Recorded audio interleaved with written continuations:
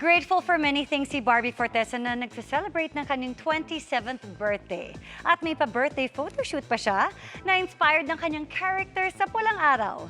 Makichika kay Aubrey Carampel.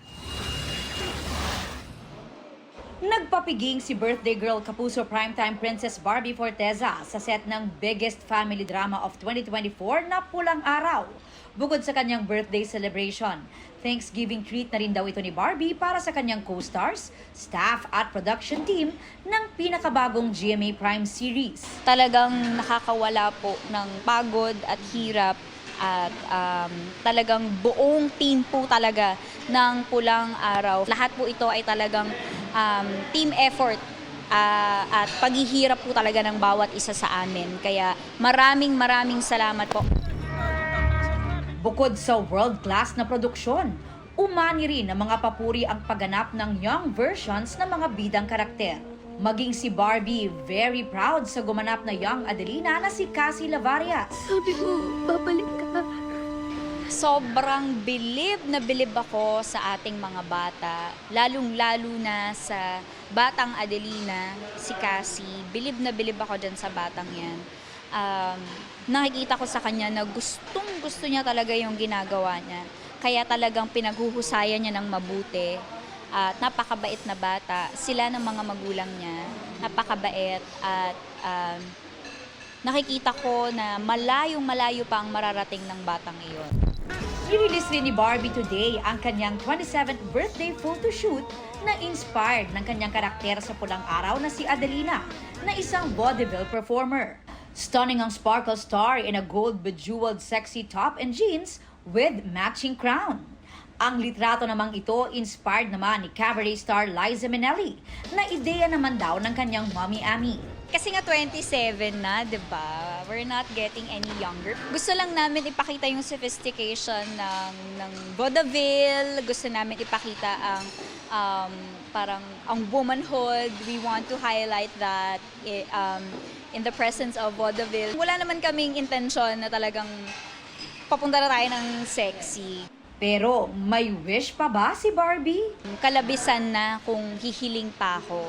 Dahil binigay na sa akin lahat ng mabubuting bagay, mabuting kalusugan sa akin at sa pamilya ko, successful operation ng tatay ko, and everything went smoothly. Nung nagdaang bagyo, ako'y lubos na nagpapasalamat na kami ng pamilya ko ay nanatiling ligtas. At patuloy ang aking trabaho at patuloy ang napakaraming opportunities for me. Maraming proyekto, kaya sabi ko, walang hanggang pasasalamat na lamang. Aubrey Carampel, updated showbiz happenings. Turning 49 in a few days, si primetime queen Marian Rivera na beyond grateful sa lahat ng blessings mula sa kanyang personal life hanggang sa career. Ano kaya ang kanyang birthday plans? Makichika kay Lars Santiago. Hindi pa rin ako mawawala ng pag-asa. Kaya nga ako teacher. Goosebumps ang hatid ng bagong pasilip sa Cinemalaya entry ng GMA Pictures at GMA Entertainment Group na Balota na pinagbibidahan ni Marian Rivera. May sneak peek din ang Kapuso primetime queen sa walang kaarte-arte niyang pag-upo sa talahiban. Hanggang sa pagsampa sa truck. Kabilang ang mga ito sa mga dahilan kung bakit siya nagkagalos o sugat. Kung saan. Ay, grabe. Ay, oo. Di bali gagaling din. Kahit nasabihin nating i-ocular nila, linisin nila, ayusin nila, pero pag nag-eksena ka na, yung adrenaline mo sa pag-arte mo, parang di mo naiisipin kung, ay, masusugatan ako. Pag ganun yung inisip mo, parang hindi maganda yung kalalabasan. Siya pa nga raw mismo ang tumatanggi na magpa-double. Sabi ko, Direk, ayoko.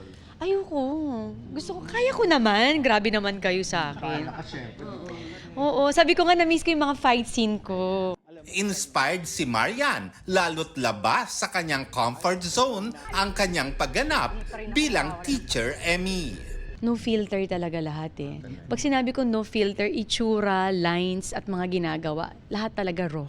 Laro rin para sa netizens ang post na ito ni Marian kasama ng co-stars at content creators na sina Sasa Girl at Esnir.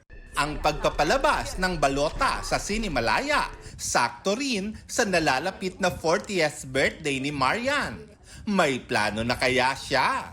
Thanksgiving, everything sabay-sabay na. Total, August 11 yung birthday ko, 12. So isahan na lang sigurong pasasalamat. Thank you Lord sa lahat ng blessings talaga. Sobrang grateful talaga ako sa kung ano man nangyayari sa buhay ko at 40 ha. Wala namang masama sa pagiging 40. Tapos may 2 anak pa ako. Oh. Lar Santiago, updated sa showbiz happening. One after another ang ganap ni Rudo Madrid mula sa hit seryeng Black Rider. Sasabak naman siya sa shoot ng MMFF entry na Green Bones. Pero bago yan, may plans daw siya para magpakondisyon. Makichika kay Lar Santiago. Kasunod ng successful na heroic finale ng Black Rider. Paghahandaan naman ni Ruru Madrid ang shoot ng una niyang Metro Manila Film Fest movie na Green Bones sa ilalim ng GMA Pictures at GMA Public Affairs. Nung binasa ko yung script, medyo challenging siya. That's why kailangan ko po talaga mag-prepare. Nasabihan naman ako na parang, I guess next month, baka magsimula na po, mag-shoot. May mga plano ng araw si Ruru para makondisyon bago ang shoot. I want to prepare na talagang hindi ko pa nagagawa. Like workshops, gusto ko mag-travel mag-isa para lang makapag-unwind. Para alam kong handa ko pagka ginawa ko na po itong Green Bones. Overwhelmed si Ruru sa laki ng Green Bones, lalo't mga premyado ang kasama, kabilang sina Dennis Trillo at Sofia Pablo at ilan sa mga nasa likod ng MMFF Best Picture last year na Firefly. From the director, Direk Zig, of course from the producers, Miss Ange, Sir Ricky Lee, of course, si Kuya Dennis, na matagal ko nang pinapangarap na makatrabaho ulit. Hindi na sila halos nagkikita ng girlfriend na si Bianca Umali, na busy rin sa taping ng Sangre at sa isa ring bagong pelikula. Kaya welcome sa kanila na magkakasama sila sa Sparkle Tour sa Japan, kasama sina Ken Chan, Jillian Ward at Betong. This September 1 po yun, sa Tokyo. I mean, para siguro part na rin po siya ng, I would say, bakasyon. At the same time, yung mga kababayan po natin sa Japan, makikita po natin. Lar Santiago, updated sa showbiz happening.